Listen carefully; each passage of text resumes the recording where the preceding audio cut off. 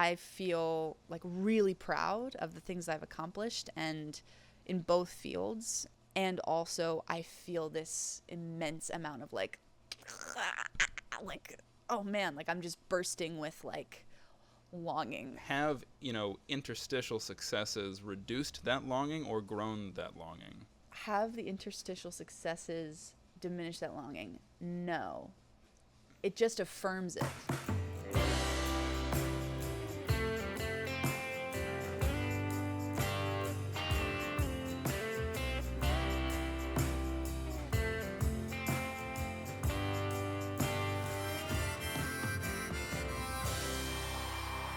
Greetings from Brooklyn's premier folk venue, the Jalopy Theater. This is Back Pages, Bob Dylan-influenced songwriters on songwriting. This is a companion show of sorts to his Back Pages, the seasonal Bob Dylan review that we host at Cafe Wa in Manhattan's Greenwich Village.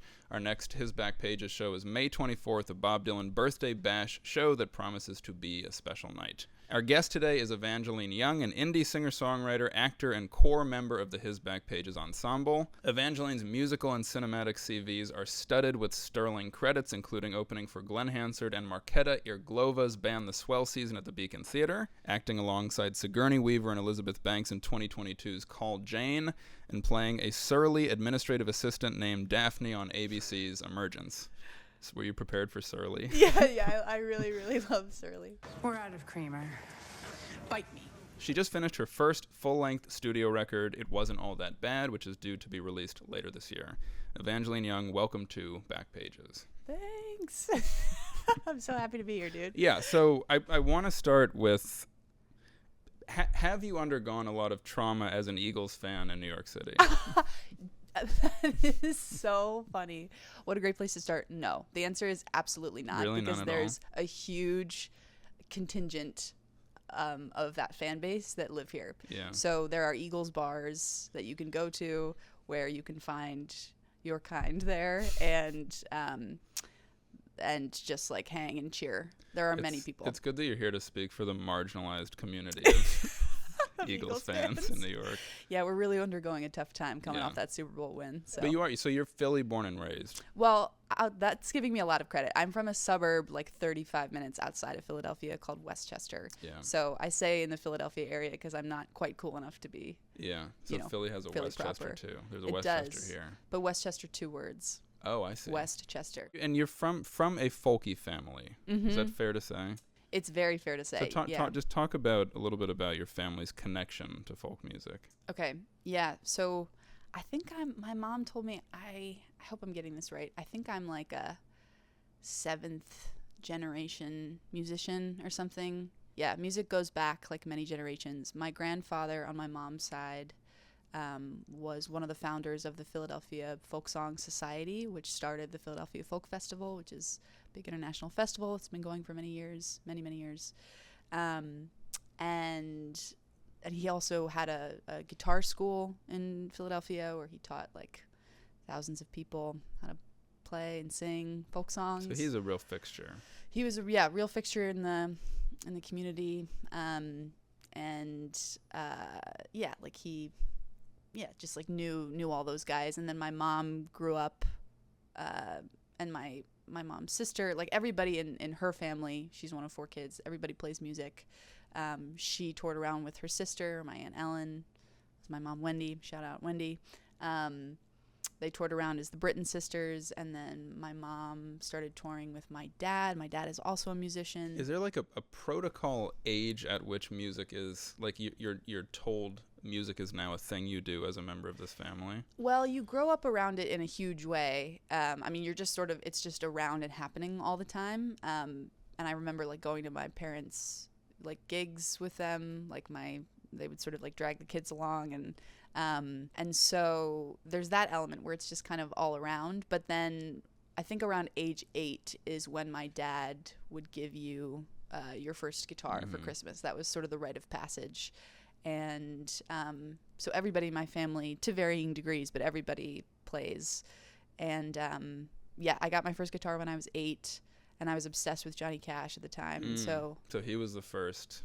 Johnny Cash, I mean, I loved Hillary Duff before that, Same which vibe, is a logical same vibe, jump. yeah. You can see this sort of DNA connection between the two. Both outlaws. Both outlaws, exactly. So I would say Hilary Duff is the first artist I remember really loving whose CDs I had. But then I saw Walk the Line when I was 8, which is totes too young to see that movie, but I saw it and it totally changed my life. Wow. I saw it in the theater, and I was obsessed with Johnny Cash. That was actually, both in terms of my music and my love of like acting and storytelling, was enormous. Enormous turning point. Did you love acting and storytelling even then? Yeah. I started doing background work in movies when I was like 5. So I was like on sets. How? My your face of like, how? Well, just when I was 5, I was, I don't know, in kindergarten, I guess, Totally. like arguing over Play-Doh and such. Yeah. I was kind of a combative 5-year-old, but how does one get exposed to that kind of work at that age? So a great question. So M. Night Shyamalan makes a lot of his movies in the Philadelphia area because he's from Philadelphia, yeah, or from outside. I don't remember exactly where, but so my brother, they used to put ads out in the paper for auditions. And so we were living in the Philly area, and my brother just decided one day, my older brother, who's 5 years older than me, who's also an incredible musician, he was just like, Mom, I want to audition for this. And she was like, okay. Like, none of us had ever done that before. And so he was like 11 at the time, and he didn't end up getting cast, but he like kind of like, I don't know, ended up like doing background work in some M. Night Shyamalan movies. On this movie, The Village was the first one. Yeah. I don't know if you Classic. remember that. Classic. Yeah. And then I just kind of got dragged along, and I ended up working on it for like a month because it was like about a small community of people, and there was a lot of redheads running around. So I was this like 5-year-old who just like was on this set, and I just like loved it like immediately. The atmosphere.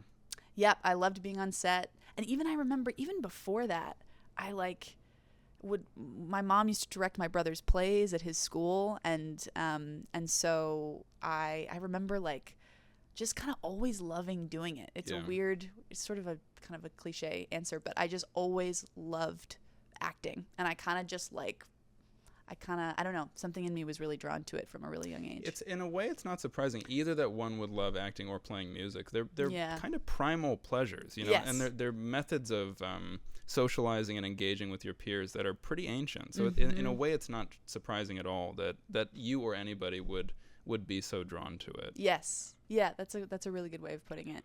I had this experience also around the same time when I saw Walk the Line, where my older sister was in a production of Dead Man Walking at her college. Do you know that movie? No. It's about this like Susan Sarandon and Sean Penn are in the movie, and he's an inmate on death row, and she's a nun who like goes and like visits him, and sort of it's based on a true story, I think. I hope that's true. But anyway, I saw that production, and I was not raised Catholic. You know, I had no like connections to the Catholic Church, but I saw that production and I was like, I'm going to be a nun for sure. Like, that's it. Wow. Like, that's definitely my calling. Wow. And my parents were like, like they dissuaded you? No, they were just sort of like, okay, sure, you know. But I just was like, if nuns get to do that, then that's what I'm supposed to do. But in reality, I wanted to be like that nun living out that story, you know, which is like, you just want to be an actor. Well, it's funny as a kid, you see anybody doing something that is affecting at all, and you're like, I would like to be that. Yeah, that's right. Because it's how you like discover your own identity and like what moves you. You're being moved by things in a new way for the first time. It's also what people tell you you're good at. I think that so at a young age, did you have people telling you like, you are good at this acting thing, you are good at this music thing, keep at it? So especially with acting, because I acted for a long time. I mean, I always kind of played music, but I didn't really start kind of taking ownership of my own music until I was like, I started writing songs when I was like 16, 17 because of a short film that I was in. And I started like really playing more seriously when I was like 13, but I didn't start writing until later. But acting was always a thing that, I was kind of like, had sort of a knack for, and I got the leads in my school plays. If you're curious, I was Duchess in the Aristocats, and I was Alice in Alice in Wonderland. Wow. So that was very affirming Yeah. as a kid. Yeah. But yeah, I had a lot of So encouragement. were you that person in like middle school and high school who was getting the leads? I got a few leads. Yeah. I got a few. 'Cause Now there I wa- sound there like such a jerk. No, but there was that. I remember that person in my high school, and they were kind of like a school celebrity to some extent. I don't know if I would go that far. I mean, I went to the middle school and high school I went to was this like small little performing arts school in my hometown. And there were a lot of really talented kids there, but I did often get the parts that I wanted, which was really nice. Yeah, and it makes you want to keep doing it too. Yeah, and it's very encouraging. It's very affirming. But I always had that both from like teachers and directors, and also my parents were ridiculously affirming. From a pretty young age. So Johnny Cash was the first musical icon that sort of lodged with you. Yes. I was just, and then I'm like, again, I'm so grateful that my parents took me to see that movie when I was like 8 years old, but it was the first time I was encountering many things, drug and alcohol addiction, infidelity, like a true like redemption tale. Yeah. And I just was like electrified by it, both by his music and by that movie, which I still love that movie so much.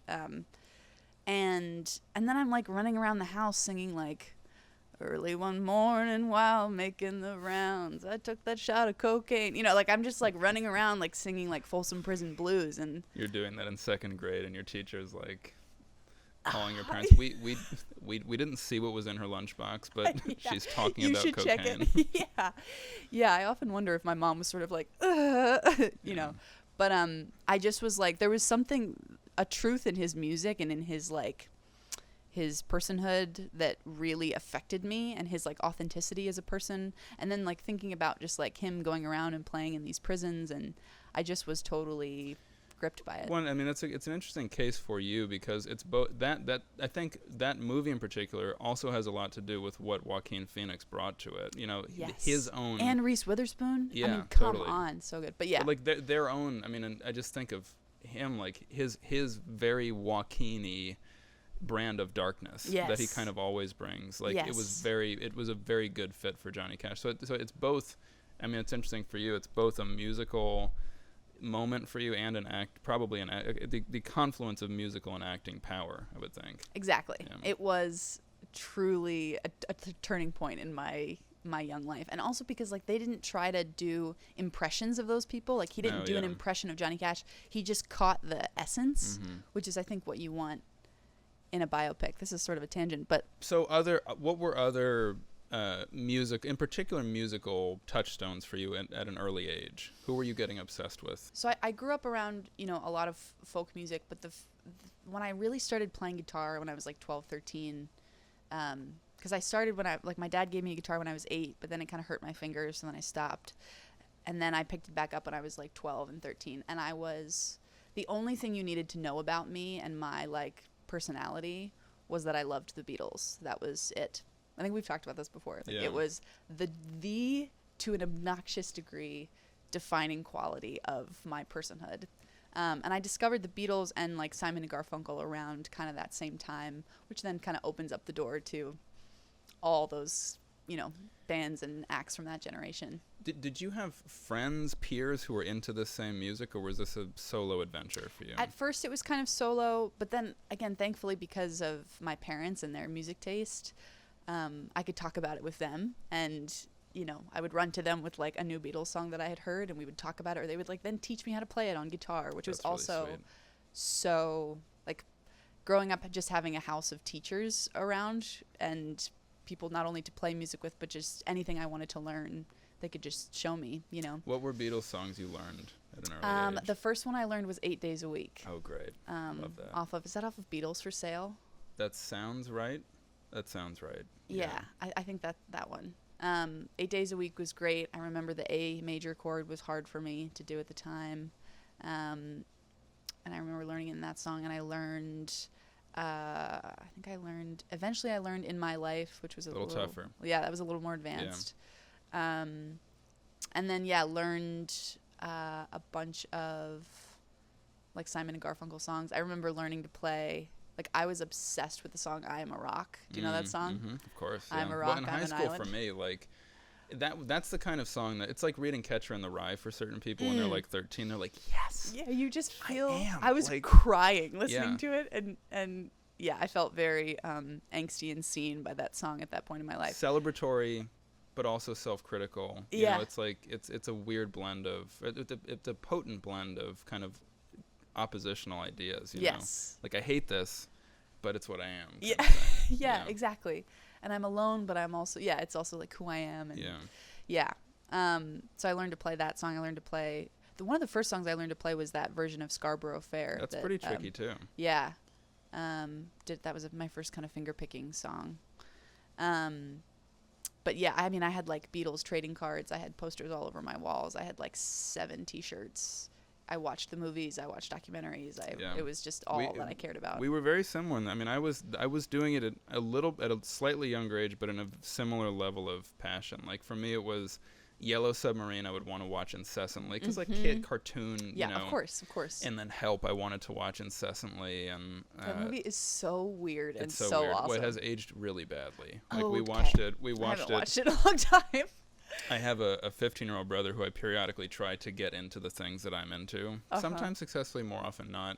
But we showed it to him, and it has aged really horrendously. Just the like Indian stereotypes and stuff. Oh man. It's Okay. like, Yep. Yeah. but the music, I mean, if you just sort of isolate, it's like Madcap, and I was in love with Ringo. Like, you were a Ringo guy? That was your guy? I wrote him a note when I was like 7. I was like, dude, they gotta put your songs on more albums. Like, not realizing the Beatles were not a band anymore, but just saying like, I know what people say about your voice. It's not true. Like, they've got to put more songs on your... Yeah, so I wrote him that note. Deeply touching. And then I think my parents put it in a box somewhere, like, with all the notes to Santa and stuff. Man, I wrote a letter to Hillary Duff that got returned to sender. Like, I Wow. think I didn't mail it to the right place. Oh, okay. It was left to you to do the postage and stuff? A good question. I think I like had the address wrong or something. I'm not sure where my parents were on that one, but So I am a little bit waiting for you to start talking about Bob Dylan. okay. Oh yeah. Like, when did that make its way? Yeah. Like around that same time. Like, I think around the time that I was discovering, but it was sort of just after those guys. Like, I remember the Beatles. I remember Simon and Garfunkel being sort of first, and my parents liked Bob Dylan a lot, but they weren't like Dylan heads by any means. But they, obviously really liked his music a lot. And then I want to say, like, in my mid-teens, I started to get into Bob Dylan, and just was, I mean, that door opening, that kind of Pandora's box opening, as you know, is Profound. it's profound. Yeah. I have a visceral memory of listening to Mr. Tambourine Man in my garage attic while it was snowing outside, and I just like sat and watched the snow and was just listening to Mr. Tambourine Man on a loop. I spent a lot of time alone listening to folk music. Sad folk song. Yeah. But again, sad but redemptive. Mr. Tambourine Man is kind of a redemptive song. Mr. Tambourine is extreme. It's a song full of magic to me. Yeah. And I think very redemptive. Is it surprising that you say your parents were into him, but not necessarily Dylan heads? Should it be surprising that folk people weren't Dylan heads per se? Well, I think like my mom really loved like Leonard Cohen. I don't know, like she came from like the tradition of folk music, and like I think Dylan was sort of the next. Meaning, interpreting timeless songs kind of thing. Yeah. And like just very old songs. Yeah. Not to say, I mean, again, she loved Simon and Garfunkel. She grew up listening to all those guys. For whatever reason, it just wasn't the thing that they like indoctrinated into me. I sort of like found it on my own, and then we were able to share a lot with it. But your question was, should it be surprising? Yeah, because I think maybe it just illuminates this sort of surprising friction there is between Dylan and the folk world. I mean, I guess maybe it's less surprising now. It's with the movie, people kind of know about it, but just that you could be a folk denizen and maybe not a huge Dylan person. Yeah, and there wasn't any like even real like friction, I would say, with my like how my parents like felt about his music. I think maybe like they grew up around. Like, my mom may have grown up around, like, people who were like, oh, this is folk music, Right. I don't know. It was more just kind of how I ended up coming to his music. But I feel like I don't know. That's so silly, though, isn't it? Like, fundamentally, yeah. if it's good, we should all like it. But I think it's like it's people who feel like he was, part of a community that he then spurned. Right. Know? Right. Did he really spurn them? Did they spurn him? Like it's You'll have to watch the Bob Dylan movie to find out. The show is just an extended promo for Timothée Chalamet vehicles. Tambourine Man. Were there then other Dylan home bases for you? Have others sort of cropped up over the years? Yeah, I think I started off just because I was so into.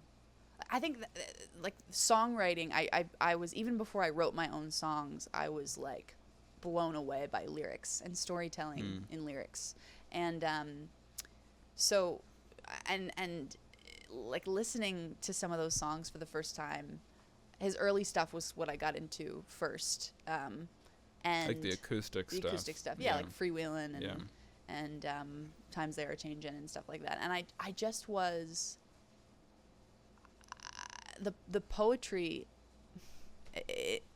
in those songs, in many of his songs, obviously, but like there's just so much emphasis on like lyricism and poetry and storytelling in those songs, and I just couldn't believe like the way the images in the songs just kind of unfurl and unfold, and they just kind of, it just was mind-blowing to me. And I also was I remember being kind of giddy at this like disaffected kind of aloof breakup song attitude, like listening to Don't Think Twice and being like, what? Like, and these are things I had never experienced at that point. When you don't hear that kind of attitude in most breakup songs. No. Of like, yeah, too bad. It didn't work out. Exactly. The too bad thing. Yeah. But then you listen to like Positively 4th Street, and I remember being like, ooh. Well, and yeah, I mean, he gets more, as he gets more famous, he gets a little more brash. Yeah. Like it goes from like,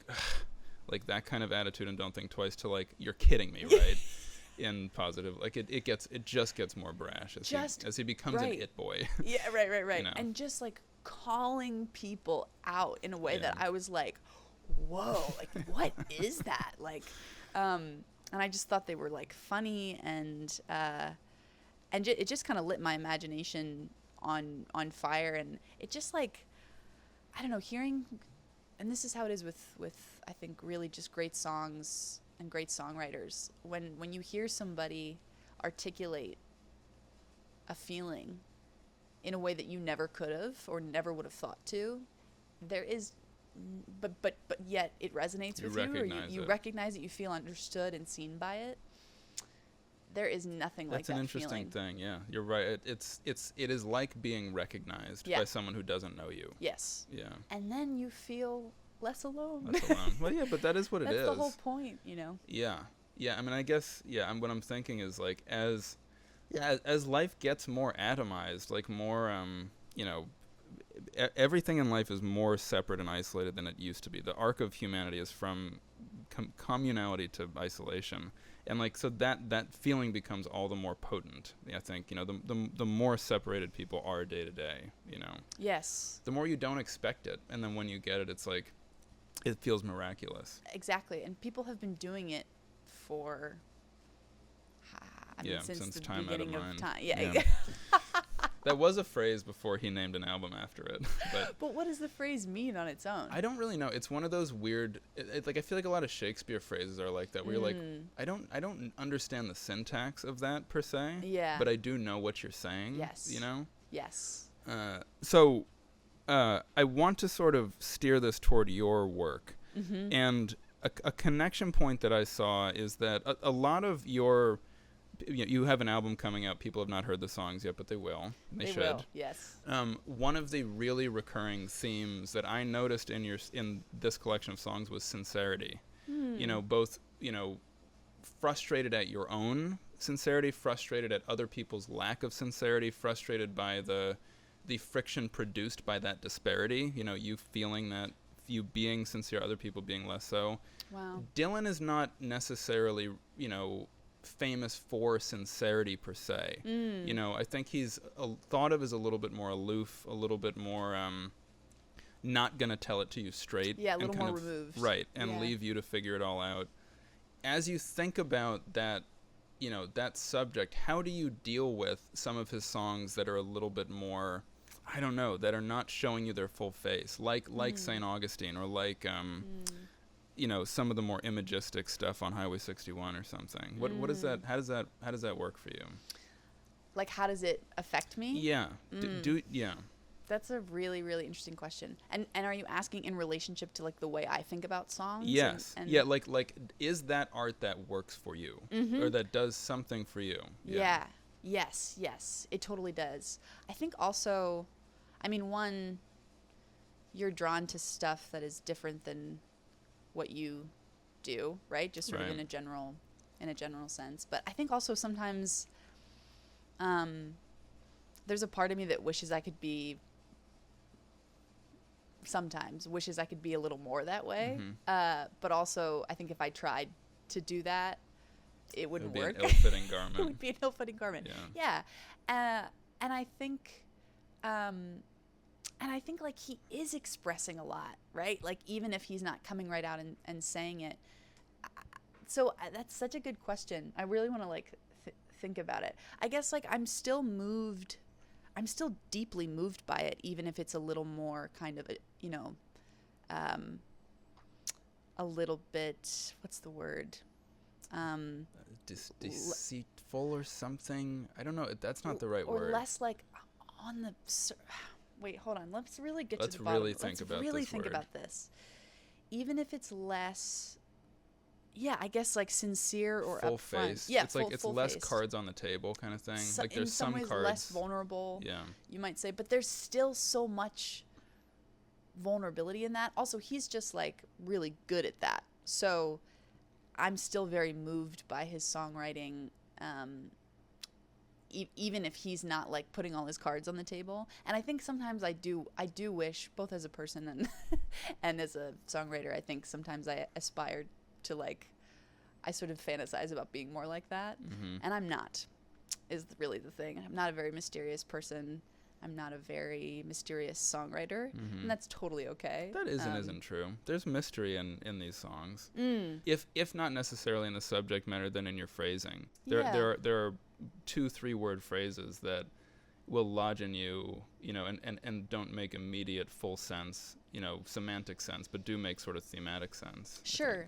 I do, yeah. And I do think there's a balance, right, of like just saying what you mean or just saying what happened and then using an image to kind of describe it. But I think sometimes using an image or using like a poetic kind of phrase or, picture actually says the thing more powerfully than if you were to just be like, this guy broke my heart, in so many words. Yeah, exactly. Yeah. Do you think that that having line delivery experience, like acting experience, specifically has helped you deliver his songs? Dylan songs? Yeah. Oh, that's interesting. I ask because his song, the verbiage in his songs is so unusual and is so dense. Like, it is his songs are verbally quite dense. And I think it's hard for people who are not used to that kind of verbal density to deliver his songs a lot of the time. But I imagine that maybe there's a, monologist background helps. Sure. Yeah. I mean, yeah.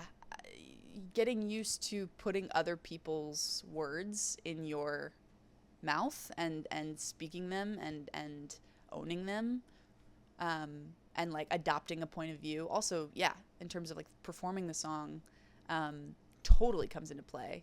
But also, I would say learning lines, and I think the thing is really like putting other people's language in your mouth and having to speak it with ownership and authority for sure helps. Does the preparation process for a concert versus a film or stage performance of some kind differ very much for you?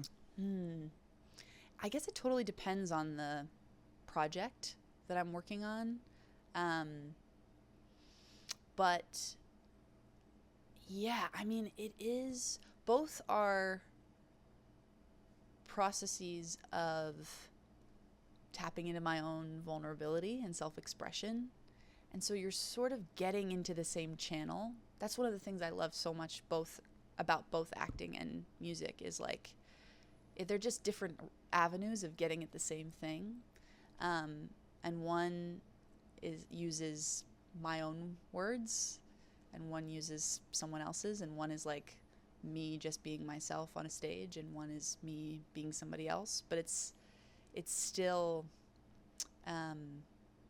parts of myself that are just being expressed in different ways, and they both kind of give me things that the other can't, and they feed each other in really cool ways, which is why I'm sort of obsessed with doing both of them all the time. Something I've always not envied about actors who only act is that they have to wait on somebody else's material to do anything. Yeah. Do you feel, I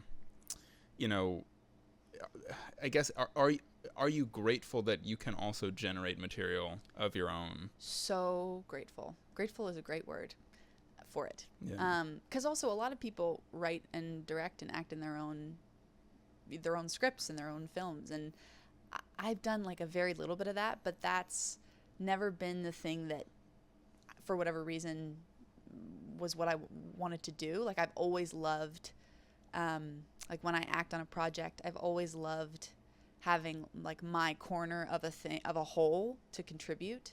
I like being in charge of like my part of the whole rather than being like, I'd like to dictate the whole thing, or direct the whole thing.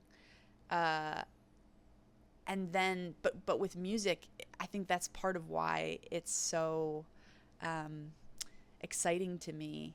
Yeah, both in terms of the literal creation of my own work and like writing my own songs that I am in control of, and I control the output of them, and they can be whatever I want them to be, and I'm not waiting for anybody to give me the opportunity to do that.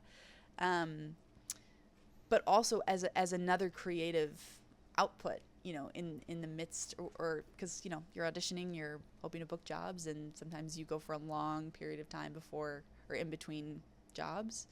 And so having a thing that I have like a lot of ownership over, a part of my creativity that I really own, has been really important for me, like as an artist and just as a person. And I think it's also great that it's a different medium. It's like it uses a different part of my artistry and a different part of my brain, and but kind of scratches a similar itch. Can you tell people about how you balance all of these things? You're like a week in the life of Evangeline. I am still learning how to use a calendar as an adult woman. There are tools, like Totally. I mean, you've encountered this with me a little bit in trying to schedule rehearsals. We get it done though. We always get it done.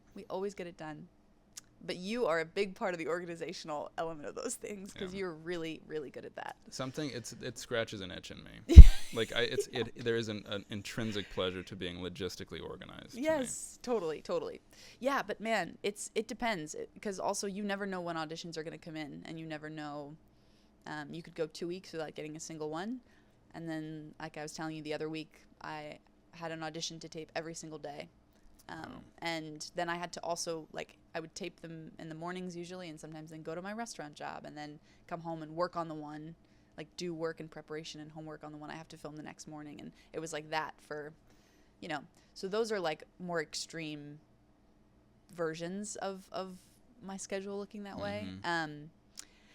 But there's that going on, and then there's rehearsals and, trying to book shows, and then also trying to leave time to write, and also it gets harder and harder. It's really it's a lot, because also both of these careers are things that on their own, as take up a hell of a lot of time, and a lot of energy. Each one could and should be a full-time job. Yeah. And in the hustle phase, you can't give full-time job time or effort to any of them, really. Right. Yes, totally. Exactly. There's always limits you come up against out of necessity. Talk a little bit about the remote audition thing, how that works, what you do.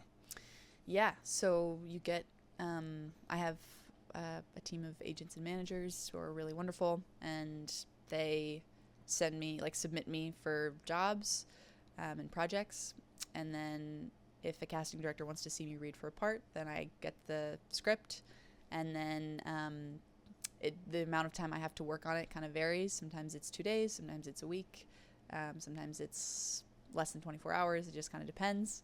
And then you get it, and then just kind of have to like fit it into your schedule and find time to work on it.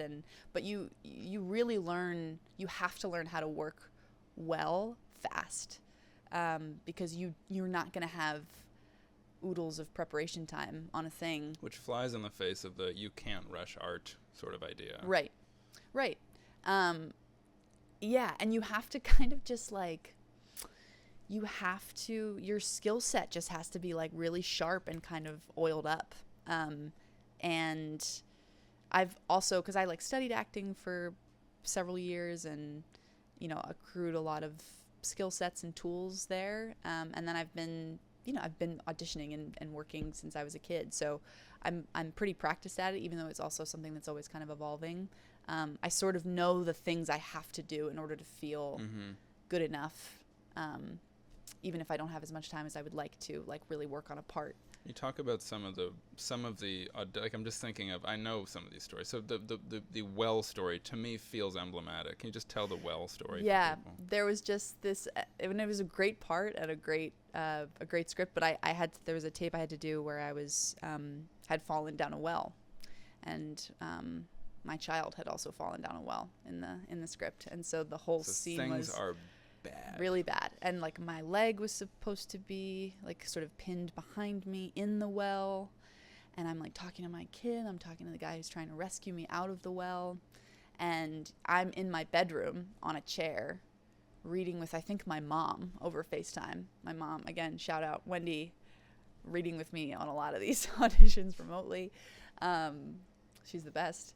But yeah, and you just have to like use your imagination. Your imagination, I think, is your greatest, or one of your greatest tools as an artist. And as an actor, it's just everything. Everything comes from your imagination. And you have to like find a way to get yourself in that emotional state, in that physical, you know. How do you get that emotional state? Like, where is that in you? You just like the feeling of being at the bottom of a well. Well, what if I was like, I've always felt that way. I'm a rock. I'm an island. Some part of me. I've always been down a well. Yeah.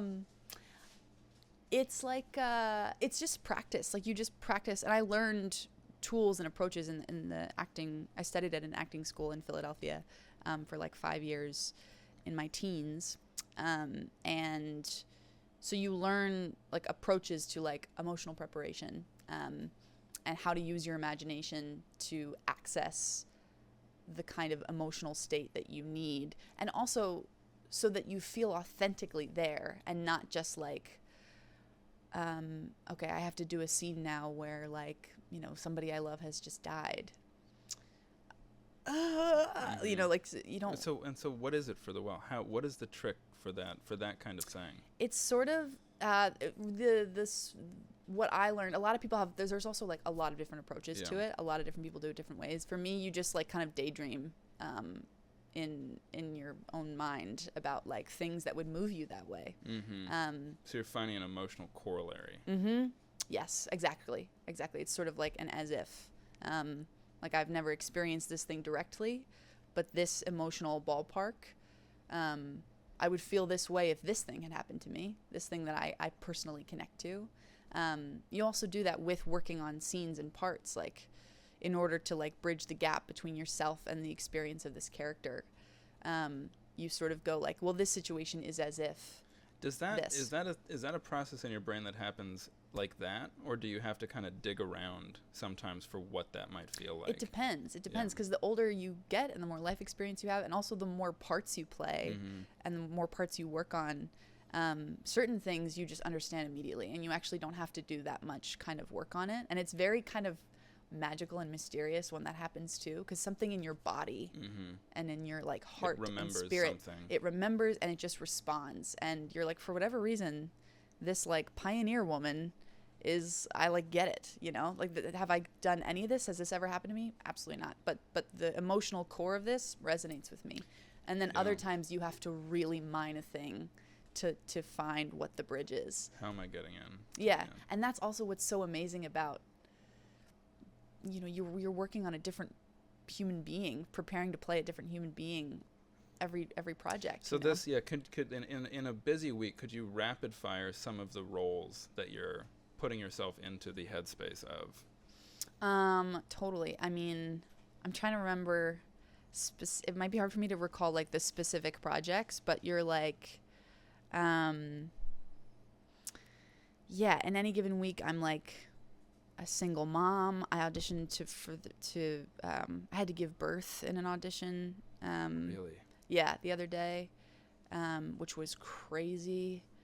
It's like that kind of thing where you're like, I've never done this before, but I'm going to have to just like imagine it. And then sometimes you have to like do research and, I also read. Did you have an epidural or? No, there was no epidural for this one. The circumstances did not allow for that in this. But also I was reading with my mom for that one too. So she was able to give me some insight. This is how you would scream for that. Yeah, exactly. When I was giving birth to you, it was kind of like this. But yeah, and then you have like the stories like the well thing, and then you're playing like an influencer, and you're just all over the place. But you really get used to just kind of doing that and sliding into different lanes, because it's all, I don't know, you just kind of like hone your imagination that way, I guess. Dance steps almost. Yeah. Is it there's a sort of cliche of actors becoming psychotic because they're being so many different people all the time. Is that true? Do you experience that? Well, I've never worked on a part. I find that you hear a lot of those stories, or stories like that exist when you have to like play a certain kind of person for a long time. Like if you're working on if you retain an Elvis accent long after they rap, for example, something like that. Sure. Right. Or like I was watching an interview with Bryan Cranston and also with Bob Odenkirk, like talking about working on those parts in Breaking Bad. It's like you have to you spend sometimes 12 hours a day if you're like working on a movie or a television show, and television shows shoot for a long time. Movies can shoot for a long time, but you're spending hours and hours in a point of view, and if that point of view is pretty dark or upsetting, it's definitely affects you.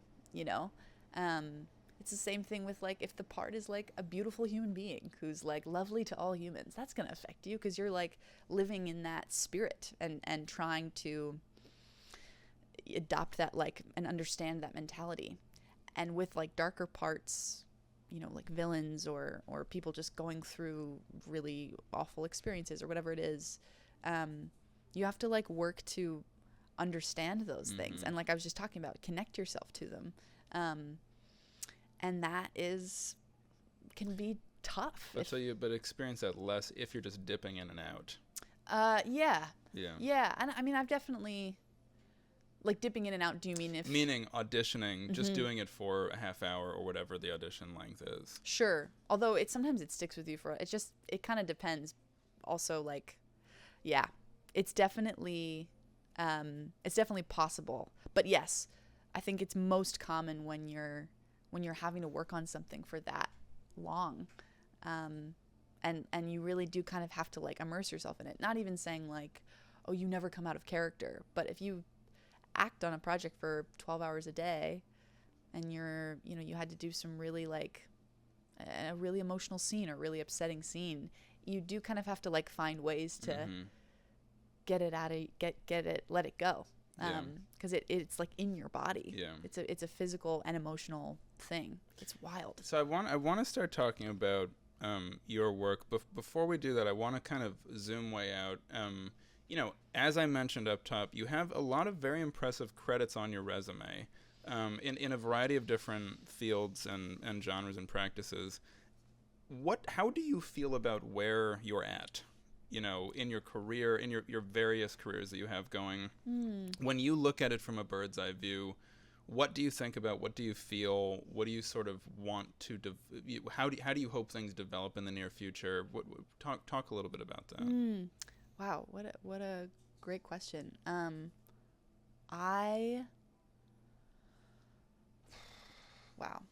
How do I feel? First of all, I'm so grateful for I've had the chance to like work with some of my heroes and in both fields and like really get to do the things that I love to do at a high level. And there's just, it's an unbelievable gift. I feel like really proud of the things I've accomplished and in both fields. And I feel, professional momentum kind of, ascends and then it plateaus and, all of that. And also I feel this immense amount of like, oh man, like I'm just bursting with like longing. Oh man, I was reading a journal entry the other day of your own. Yeah, my own journal That's entry. the best, by the way. I love to go back and read old journal entries. I should do it more. Talk about something that's humbling. Yeah. Well, it shows you how little how irrelevant your pain in any moment is at least what I experience, like, or how it comes to be that way, with the passage of time. Yeah. Like how something ends, how the pain of something ends. I mean, something you think will never end in the moment, and that you're like, well, I'll feel this way forever. Right. It actually does pass. Or like reminders of like I'd written this list of this is like New Year's a couple of years ago. It was before a lot of like, big kind of shifts had happened in my life and in my professional endeavors. And I had written down these like really sweet little goals about like places in New York that I still hadn't played yet that now feel like, man, like I love to play that place. I've played there a bunch or whatever. And just like longing and little dreams that I had that now feel like a very normal part of my life. Right. And you reflect on that and you're like, oh man, like if that version of me, and you could continue to go back, but if whatever version of me could look at me now, how excited would they be at what I'm doing, at what is a part of my daily life, if they could see in the future what you now see in retrospect. If you could just invert that, like that vantage point, suddenly it would feel a lot better. Exactly. And I think that's another thing that helps you to zoom out and not take things for granted or just appreciate what's happening. Let's talk about the longing now. Totally. Oh yeah, that's why I brought it up, because I wrote some line in there. This is so embarrassing. I wrote some line in there about like how heavy my dreams weigh on me, and I'm not gonna put myself on blast any further than I already am, because it's too... Was it recent or was it... No, this was like a couple of years ago. But I still resonate with that feeling, even though I've accomplished a lot, and a lot of things that I wanted to accomplish at that time that I could only kind of dream about, I've done, and I'm continuing to kind of do presently. I still, long to really, if I were to distill my perfect version of my life and my career, in terms of like career, artistic pursuits, it would be just like, if I can make my soul living off of doing acting work and music and work on projects that are meaningful to me with people that I respect and am inspired by, great. That's it. That's it for me.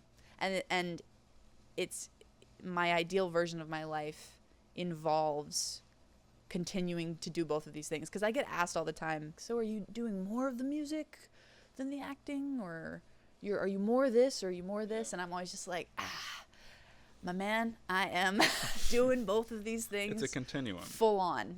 Kind of at the same time. And also, not to say that like, the other thing that I've sort of learned to trust is that there's seasons in life, and there are seasons where my, maybe not as many auditions or projects are rolling in, and I'm playing a bunch of shows, or I'm finishing a record or whatever.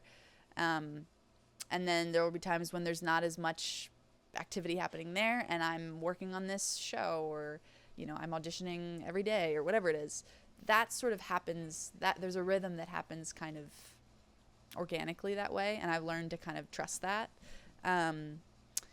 But the ideal version of my life just involves doing both of these things in a hopefully like fulfilling way. This is probably an impossible question to answer, but do you imagine that if and when your life becomes more like that ideal version, do you imagine that the sort of oppressive or giant longing will diminish, or do you think it will? And maybe another way to ask this is, have, interstitial successes reduced that longing or grown that longing? First of all, what does interstitial mean? Like kind of That's such a good word. I guess Like baby steps is a interim. more Okay, yeah. it's a less obnoxious way to say it. No, your vocabulary is phenomenal. I love a good vocabulary. Have the interstitial successes diminish that longing? No. It just affirms it. It's like, because also anytime I've had the chance to do, whether in acting or in music, I've had the chance to kind of like live bits of my dream or work with somebody I, really respect or admire or, whatever it is. Every time I get there, I'm never like, oh man, this isn't quite what I thought it would be, which is also a huge gift. I've never been disillusioned by moments like that I've had in my careers. I've always been like, yep, oh man, this is exactly as good as I thought it would feel. That's really true. And also, like, I am full of joy and like love at doing this thing, and I'm good at it, and this is exactly what I thought it would be. That's what I expected. And on days when you like feel far from your dreams, right, which is so devastating, you have these touchstones of like, yeah, but I did that, and I can't ever unsee that or unexperience that. I remember there was this week where the same week that I opened up for the Swell season, I also booked the lead of this pilot that I shot for, or one of the leads in this pilot, kind of ensemble pilot that I shot for ABC. And those happened Thursday to Thursday. And I was like, what? Like, it was like so intense. Yeah. But it was a moment of, and it was incredible. And it was like two of my dreams, just like touching two of my dreams kind of at the same time. And it was overwhelming and amazing. And there was a part of me that was like, see, okay. Told you, like, to yourself, like, because there's nobody, thank goodness, I don't have anybody in my life actively being like, you can't do this. Every artist, every artist, and probably every good artist has a dissenting voice in their head. Or many, That's or like, a chorus. Yeah, even. right, yeah. That's like, you are not good enough, or you aren't yet good enough, or something like that. Right, exactly. Right, out of fear, right? It's all, that kind of stuff is all out of fear. And I have an incredible amount of fear, often. But you can't forget that. Like, that kind of shit, if you're lucky enough to, like, have moments where you do the thing you love to do, it like embeds itself in you and your experience, and then you go, okay, well, you kind of have reserves of that it's feeling. reserves, and those touchstones, man, even if it's just like something somebody says to you about, many people have stories like I've watched a lot of comedian interviews, and like, it's like Jim Gaffigan, I forget who said it, but some well-known comedian just said one nice thing to him, and he was like, that kept me going for 18 months. It keeps you going. It does. Yeah. It really, really does. And that's... Who I mean, I guess so the Glen Hansard moment would be a big one for you. Yeah, that was definitely a life-changing thing. Yeah, the story of that is, I had met him, like, right after I moved to New York after a show, which was also the first night I, like, kind of went to the Scratcher, and... we just like kind of like got to talk a little bit after, and he was just like so deeply kind and like really present and connected. How wonderful is that? Like, when somebody who could not be is, you know?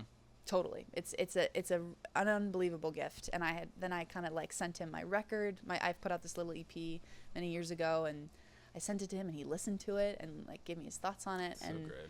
Yeah, it was amazing. And then the day that I opened for him, I emailed him just to be like, oh, I'm coming to the show, and then I kind of wasn't on my phone for a while after that, and he had emailed me asking me, because last minute a slot opened up in front of their set that they needed to fill because there was like a miscommunication about timing or something and scheduling with the venue. I don't remember exactly what it was, but he emailed me and asked me if I wanted to open for them that night. And you were like, I'll consider it. Well, it went to my spam folder. Oh. So yeah. I didn't get the email, which when I, in my darkest daydreams, like think about not, like finding out later that email had come through and I didn't know.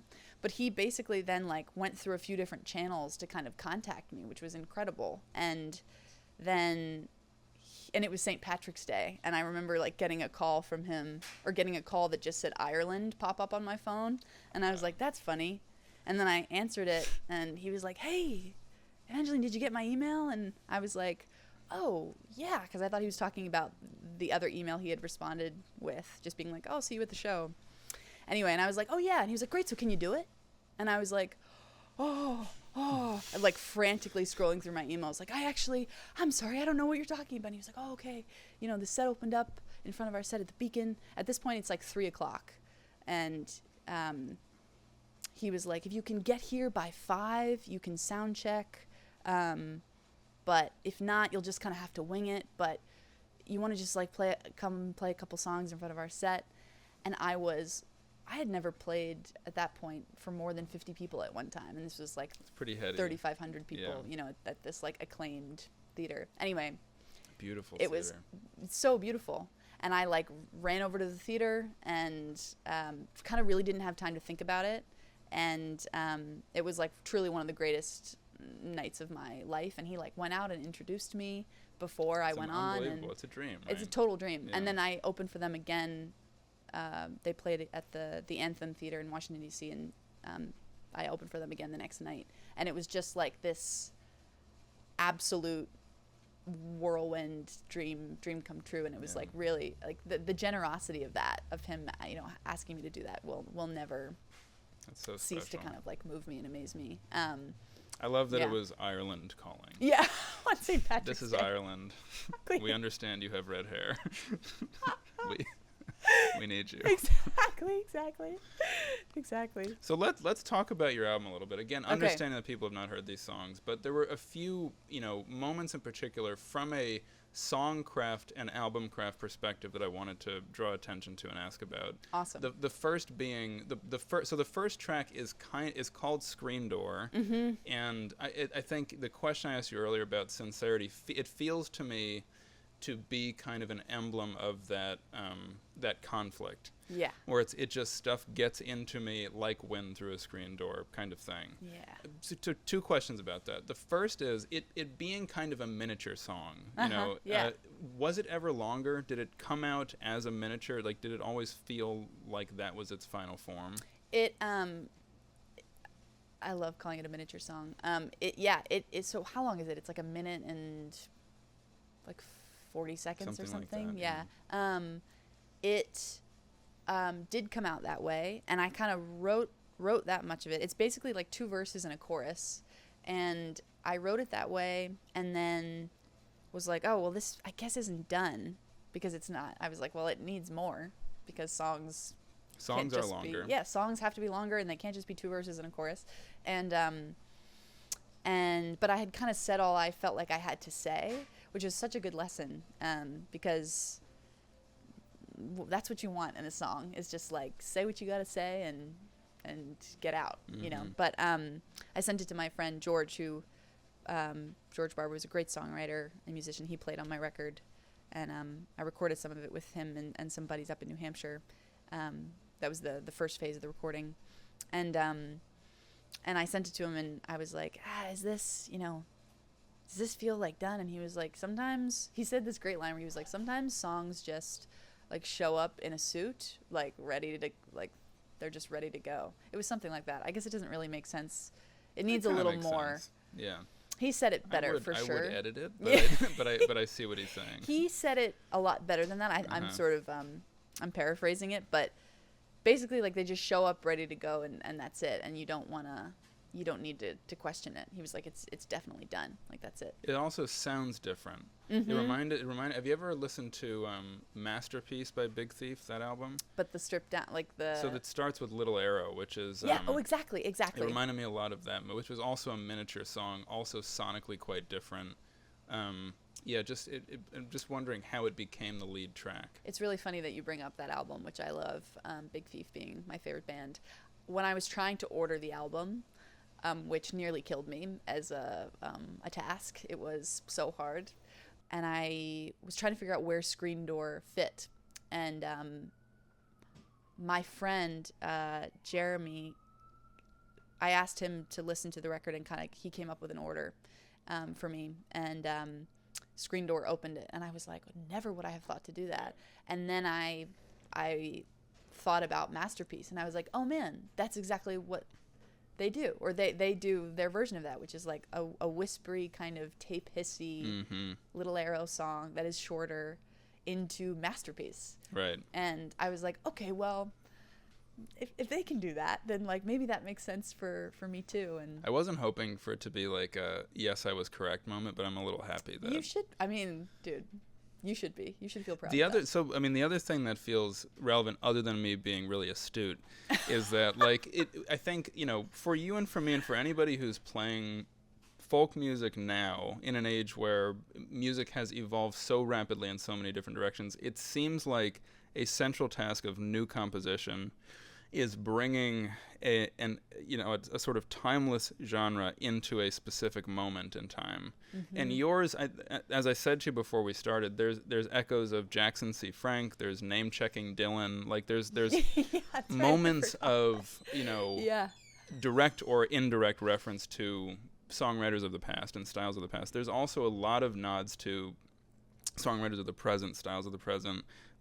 I feel like The National is in the crime murder song. I knew it was the end. I knew it was the crime end. Murder song. Yeah. That's what it should be called. When I like, is modernizing folk music, is that sort of a conscious objective for you, or is that just sort of naturally what happens given your background? It's definitely not a conscious objective. I think the thing, which is, it's so gratifying to hear you talk about, like,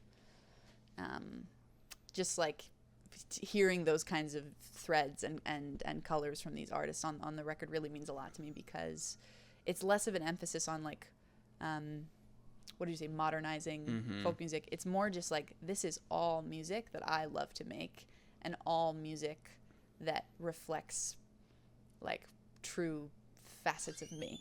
The melody that was in my head most after listening to the album a bunch of times was the I Knew It Was the End melody.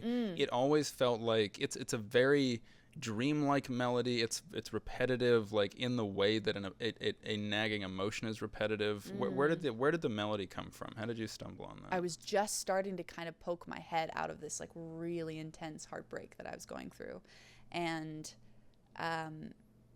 before I was even aware that I was starting to kind of heal from that, I had a dream wherein myself and this person were criminals on the run, and I had gotten caught by the police, but he was still kind of on the run. This is all fictional. It's all a dream. None of this really happened, by the way. I just want to say that. But the police were basically like, okay, we've got him cornered in this Kmart, and you've got to go in there and you've got to kill him. And I was like, what? No. Classic. You have to do it. Yeah, it's just insane. But I go into the Kmart and I can't do it. And then we try to run away. And then he still gets like killed. And I am on the run and I'm shot and I'm bleeding. And then I go to this coffee shop, and the dream felt like a very like visceral movie, and I remember in the dream I was like so like grieving the loss of this person, and I go in to the coffee shop that like played vinyl records, and I go over, and in the dream I pulled out a record, and the label on the record said Bob Dylan, A Change Is Gonna Come. Like he had covered Sam Cooke's A Change Is Gonna Come. That's it. Did you know that Blown in the Wind inspired A Change Is Gonna Come? No, at that point. That's interesting. No, I didn't know that. And also, there's a live one live version that I found of Bob Dylan covering that 2004, live. if I'm not I think you're right. mistaken, He at the Apollo. crazy. At the Apollo. Yeah. You're out of your mind that you can recall that kind of. That's amazing. That's so great. But yes, and I hadn't ever known that. But there was just something kind of like, I don't know, like my brain just kind of made those connections. The collective folk unconscious, you're in it because those songs are linked. Yeah. They really are. And that's so crazy. Yeah. I had no idea. So then I like go and I play that record, and then in the end I like go to jail, but it was like kind of a relief because I was just sort of having to really like reckon with, like rather than running away, which was what was happening. Like I wasn't dealing with a lot of the acceptance part of the grief process, perhaps. Exactly. Yeah. Was what happened at the end of the dream. And I woke up and I was like, oh my God. And then I told my therapist about it, and he was like, sounds pretty hopeful to me. And I was like, what? And he was right. And so then I just like wrote it all out, and I found a way to kind of condense it all into like lyric form, which was hard because it's a very sprawling kind of intense dream. And then I have, to answer your question, have no idea where the melody came from. I just knew it was a heavy song, and I knew it would be kind of like driving. There's a very kind of driving rhythm to it, and but it also then has these like moments of these major chords that feel like the kind of redemptive, you go through something really hard and you come out on the other end sort of feeling. But it's also very dark. Yeah, I kind of wanted both of those elements. So the second song on the album, I'll Catch the Next One. That again, like in terms of it, what I'm stuttering to say is that I'll Catch the Next One felt like a very strong central metaphor both for that song and for the album as a whole, where it felt like you or the singer or the speaker sort of subordinating themselves or putting their plans on hold in order to accommodate the subject or the addressee of the songs. So the questions are, where did the metaphor arise from for you? And then also, well, let's start there. Where did the metaphor arise from? I'll Catch the Next One. I'll Catch the Next One. Yeah. So the song being about like, I'll wait for the next bus because you and I are just going to keep talking and kind of, I'll stay with you. I'll change my plans. Yeah. That just really happened with me and the person that I wrote kind of the song for.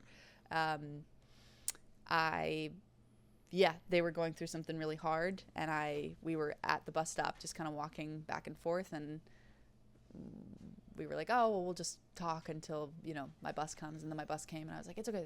Like, just keep talking.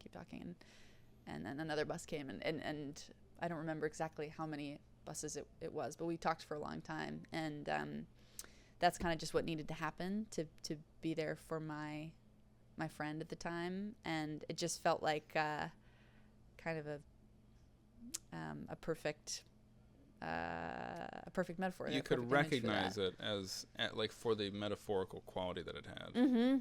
Yeah, exactly. And it just kind of made sense to talk about, like talking about this person, but also, I mean, the song is also like about, like I wrote the song for somebody in particular, and also it has since become kind of also about it's always kind of about yourself too, like all the things that you write, I think, in different ways. And it feels like a really a powerful metaphor, and it's like, it's like a friendship song, it's like, I'm gonna be there for you, and until like we're gonna like get through to the other end of this kind of together, and see you through to the other end of whatever this is. And when I was figuring out how to talk about that image just kind of, it's so funny. I think it's funny to hear the way you phrase it, because I think we phrased it differently. I saw it from a different perspective, and I think in light of those first three songs, the way they're sequenced, Screen Door feels like lamenting your sort of open-heartedness and the pain that comes with being kind of chronically open-hearted, if you will. And then I'll Catch the Next One is like what that looks like in practice. Like, I'll do what I care about you. I care about this situation. I'll do what needs to happen, even if it means changing my plans. And then the third song, What is that? I keep forgetting the name of it. I knew it was Sorry. And it's okay. then the third song, I knew it was the end. Then you're killing that person, you know? And so it feels to me like a really interesting sequence of like what sort of chronic open-heartedness feels like and what the hazards of it are. That is so interesting. You know, it's because I just recently finished the record and have just been kind of sending it to people, and this is, you know, only a few people have kind of heard it and I've talked to about it, so it's so wild to just hear how people are receiving it. Yeah, it's kind of it's a trip. It's never what you expect in my experience. But that's also what's so cool. Like, it's so cool. I never have thought about the trajectory of specifically those 3 songs back to back and how those kind of fit into each other that way. Yeah, I think. Okay, wait. So your question was the hazards of open-heartedness. Yeah, I just noticed the theme of chronic open-heartedness. You know, and the way it's good and the way it's not so good. Dude, yes. And you know what? 100%. You nailed it. That's a big part of it. And I think I think it's all things at the same time. It's the lamenting it, and then it's the authentic beauty of like, you know, it's not like I'll Catch the Next One is just all roses and like, isn't it so great to be there for your friend? There's a lot of pain in it, and strife and challenge. But there's just, you know, there's a lot of beauty in that kind of open-heartedness and the connections that allows for. And then there is like, and there are hazards, and when you don't deal with your shit, you know, bad things can happen. I think I'll Catch the Next One is a lovely thing to say to somebody who would do the same thing for you. Yes. You know, and if it's not reciprocal, maybe it becomes less lovely, you know. Maybe it turns into a murder at some point. Maybe it turns into a murder is so extreme. I mean, would you say, I mean, now to broaden it out, is that something that you feel you struggle with in your life? You know, is that something you deal with? Sure. It's like, it's a total double-edged sword, you know, in that it's a part of myself that I've worked to kind of both accept and also value and appreciate and be grateful for and cultivate and give boundaries to, in order to protect myself and just like take care of myself, because too much of a good thing, you know. Do you feel that being an artist is conducive to a functional personal life or inconducive to a functional? And maybe what I mean instead of personal life is romantic. And the reason I say that is because it seems like a theme on the album, you know, lamenting things that don't work out, or sort of like You Are My Friend is like, you know, I get maybe this isn't right where it's supposed to be, but like, like I still care about you, is sort of how I heard that. And like, it seemed like it was very on your mind in the compositions of this. And so I guess, my question is, you know, given your creative wrestling with that subject, do you look at artistry as conducive or inconducive to a functional romantic life? Does that all track? Setting a record for most words in a question. That is. Oh, that's so funny. I mean, listen, how do I even begin to answer that? I'll tell you, I write a lot of songs about heartbreak and about longing and about, you know, hurt from those things. So I would say, I mean, I guess it depends on who you ask, right? It's different for everybody. I don't think the two have anything to do with each other for me. It's more that, like, when I go through tough shit, I can write a song about it, and or I can express it, you know, in whatever acting work that I do. Like, it gives me avenues to do something with that feeling that is super constructive and cathartic and like healing for me, and hopefully ideally for other people maybe who hear the song. It gives me something to do with it that is also like empowering. It gives you like agency over the feeling and over the experience, I think. And it's just like, it's powerful to articulate your feelings, and it gives them value, and so to me, it's a healthy practice. Now, do I think that? Do I think? I feel like I know where you're going. Like, I feel like I see you.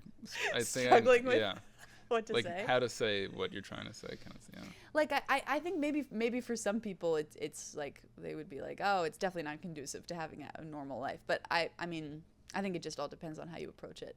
But what I think I can firmly say is that it gives me a really healthy avenue to process and articulate tough things I go through, romantic or otherwise, you know.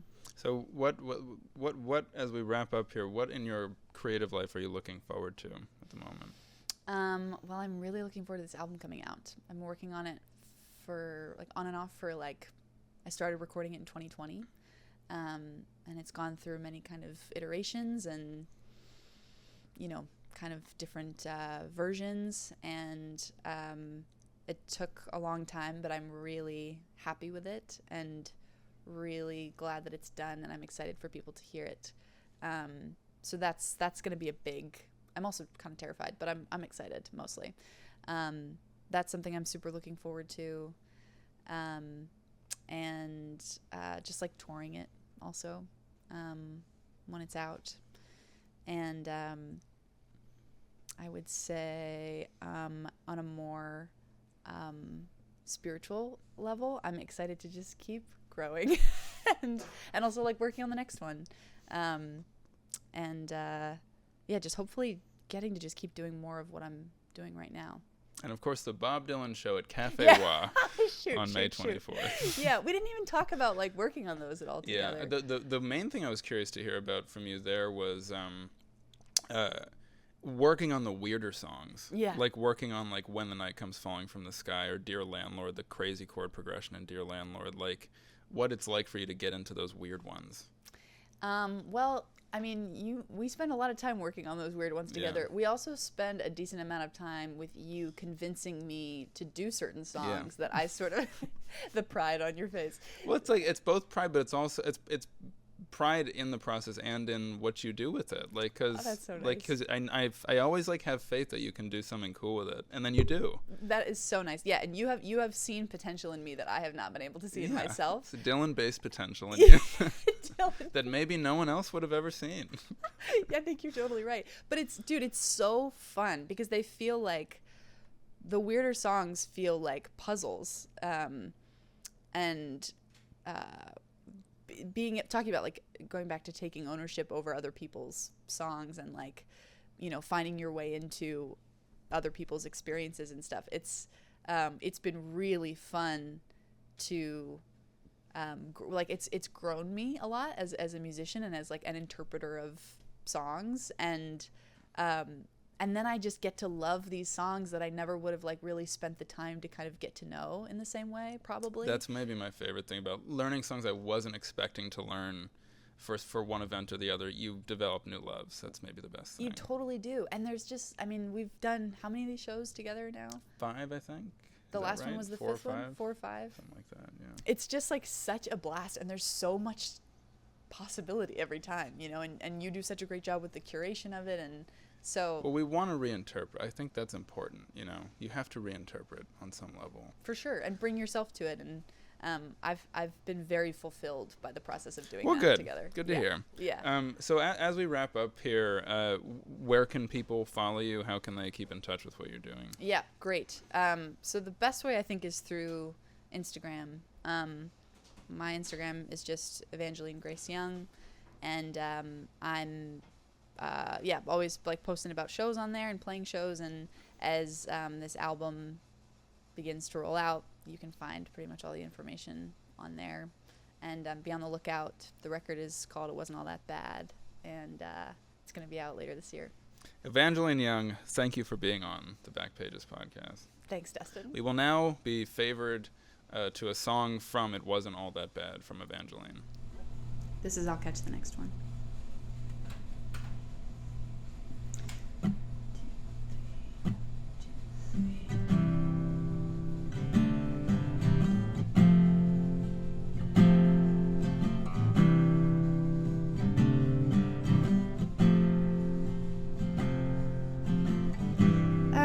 be fine to sit and watch the buses go by until everything is off your weary mind, till the grinning end, all the bearing is done. I'll catch the next one.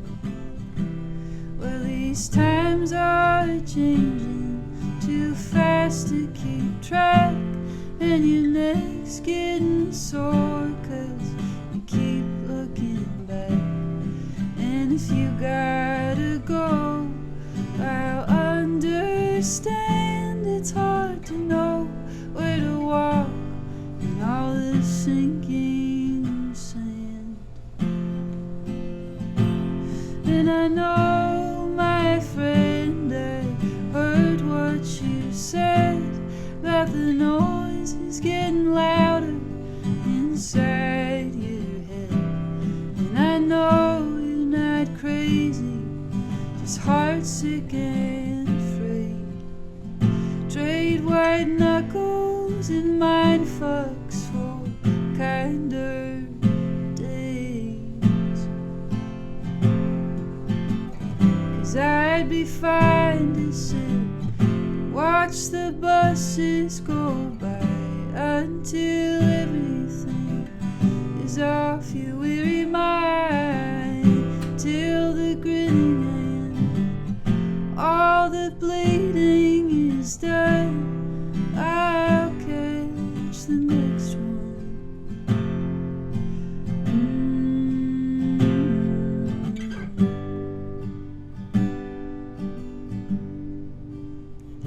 Well, the nice thing they say about ripping up the weeds, it makes room for the light and room for the breeze. Now you can see, now you can breathe, now we can see, now we can.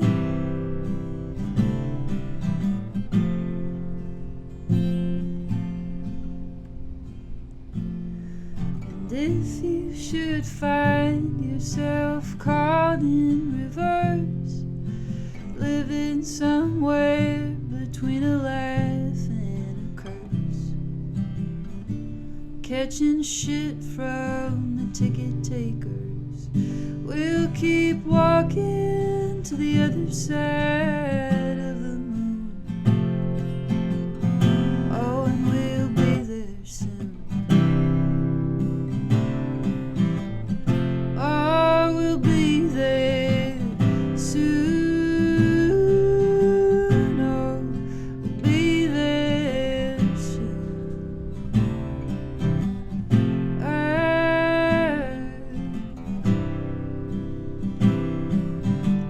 Because